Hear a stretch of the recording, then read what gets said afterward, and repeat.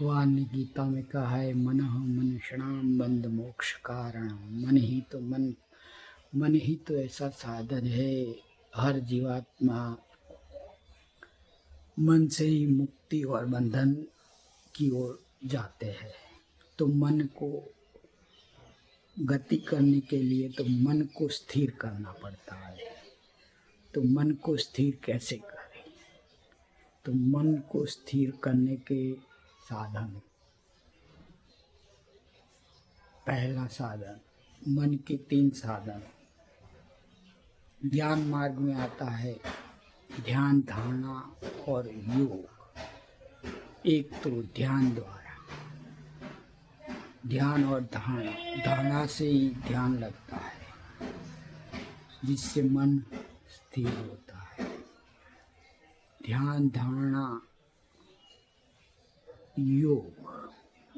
योग क्या है उसको जानना चाहिए। योग है कि जिसका संयोग है उसका वियोग हो जाए और स्व की प्राप्ति। स्व माने अपने स्वरूप की प्राप्ति, इसको योग कहा है।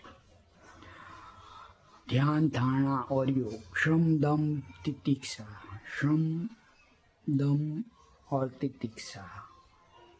सम का अर्थ है इंद्रियों ऊपर काबू रखना, और दम का अर्थ है इंद्रियों का दमन करना।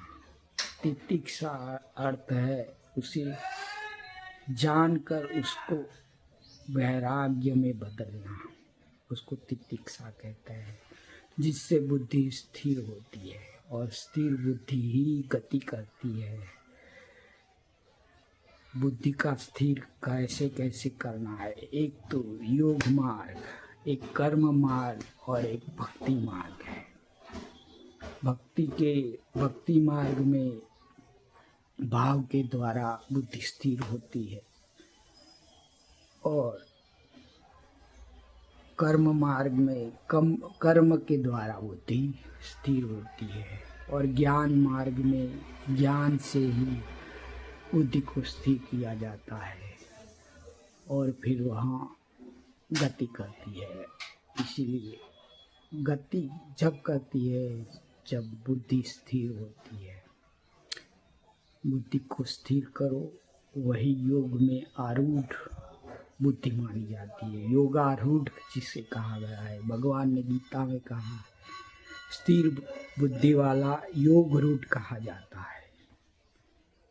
योगरूढ़, योग में आरूढ़ हुआ कहा जाता है, और योगरूढ़ हुआ ही परम गति को प्राप्त करता है। और दूसरा भगवान ने कहा है, योगः कर्मसु कौशलम। योग का मूल है कुशलता पूर्वक कर्म करना। तो कुशलता पूर्वक कर्म क्या है? कर्म बाहर से करता है और भीतर से बुद्धि उसकी चंचल अस्थिर रहती है। तो बुद्धि को कैसे स्थिर करे? और स्थिर बुद्धि ही शांति सुख प्राप्त करती है। इस बुद्धि को स्थिर करना, ये योग में आरूढ़ होना है। और योग कर्मसु कौशल, योग को कुशलता पूर्वक करना, यहाँ योग है।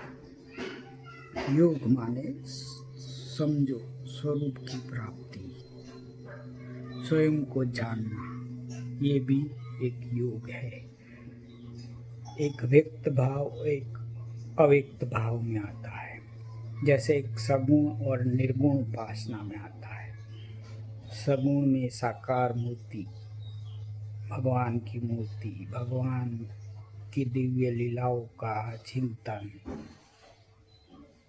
और उसमें रस उत्पन्न करना, तो ये सगुण उपासना। और निर्गुण उपासना है अव्यक्त स्वरूप का ध्यान। और उस अव्यक्त से मन में धारणा उत्पन्न करके उसमें विलीन होना, वह निर्गुण उपासना है। 2 प्रकार की उपासना, जिससे मनुष्य मुक्ति का द्वार खुलता है और मोक्ष की प्राप्ति करता है। राधे राधे। राधे कृष्ण। श्री कृष्ण गोविंद हरे मुरारी, हे नाथ नारायण वासुदेव।